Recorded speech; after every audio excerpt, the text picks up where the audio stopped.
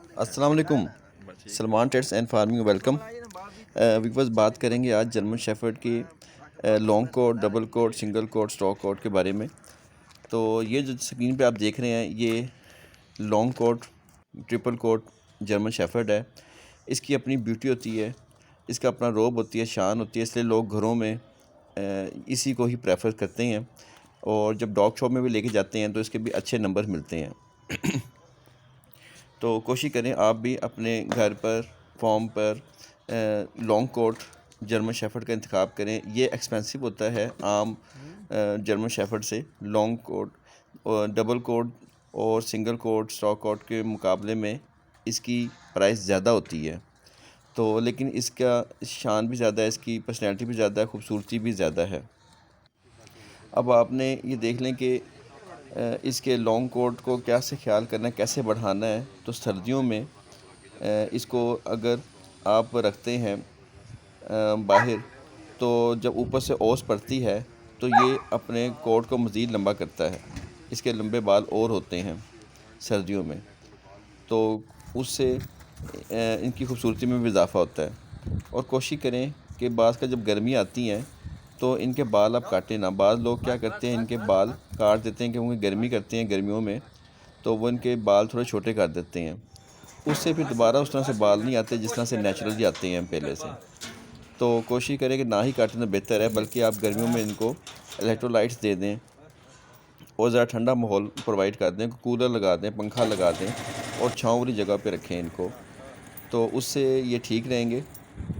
لیکن یہ ہے کہ آپ ان کے بال نہ کاٹیں، کیونکہ ان کی جو مین بیوٹی، خوبصورتی ہوتی ہے لانگ کوٹ کی، وہ ان کے لمبے بال ہی ہیں جو ان کے کانوں میں بھی آتے ہیں، باڈی پہ بھی آتے ہیں، اور مین ان کی گردن پر ہوتے ہیں. یہ ان کی شان ہوتی ہے. اور ان کی خوبصورتی پیدا کرنے کے لیے کوشش کریں کہ گلے والا جو بیلٹ ہے اس کی بجائے جو بیک بیلٹ ہوتی ہے وہ آپ رکھیں زیادہ تر. اس سے ان کی بیوٹی زیادہ بنے گی، اٹھان اچھی آئے گی، گردن موٹی ہوگی، منہ موٹا ہوگا. پہلے بھی اپنی ویڈیو میں بتا چکا ہوں کہ جو گائے کی ہڈی ہوتی ہے بون کی، وہ اس کو لازمی دیا کریں. وہ یہ جب چبائے گا، منہ مارے گا، تو اس سے اس کے جبڑے بڑے ہوں گے، منہ بڑا ہوگا. اس سے بھی اس کی بیوٹی بڑھے گی، خوبصورتی بڑھے گی، اٹھان بڑھے گی اس کی. تو یہ کام کریں گے تو اس کی اچھی خوبصورتی پیدا ہوگی. اور جب آپ ڈاگ شو میں جائیں گے تو آپ کے ڈاگ کو اچھے نمبر ملیں گے. اور اس کے بعد آپ نے واک بڑی ضروری ہے جو کروانی ہے، اچھل کود لازمی کروانی ہے. اور کھلی جگہ پہ لے جائیں اور وہاں پر کچھ ٹائم پہ لیے اس کو چھوڑ دیں، اور اس سے یہ خود بھاگے دوڑے، تو اس سے بھی اس کی اچھی ورزش ہو جائے گی، اچھی اٹھان پیدا ہوگی. اس کے بعد آپ نے ڈائٹ وغیرہ اچھی دینی ہے اس کی. باسی ڈائٹ دیں، ڈائٹ بس 2 ٹائم ہی دیں تاکہ وہ اچھی کھائے اور اچھا ہضم کرے. اوور ڈائٹ جو ہوتی ہے وہ نقصان دہ ہے. جیسے آپ بعض کا زیادہ ڈائٹ دے دیتے ہیں تو پیٹ کے لیے مسائل آ جاتے ہیں. جرمن شیفرڈ میں پیٹ کے مسائل بڑی جلدی آتے ہیں. اور دوسرے ڈاگ کے ساتھ انٹریکشن لازمی کروائیں. جتنا انٹریکشن دوسرے ڈاگ کے ساتھ کروائیں گے تو ڈاگ شو میں بھی جا کے یہ اس طرح سے بارک نہیں کرے گا ان کے اوپر.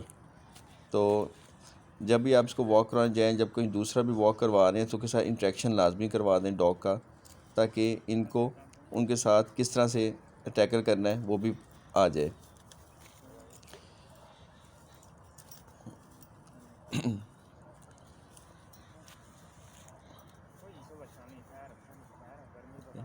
ابھی آپ جرمن شیفرڈ کی بیوٹی دیکھ رہے ہیں، کیا اٹھان ہے اس کی، کیا خوبصورتی. حالانکہ ابھی یہ 9 مہینے کا جرمن شیفرڈ ہے، اس لیے لوگ پریفر کرتے ہیں.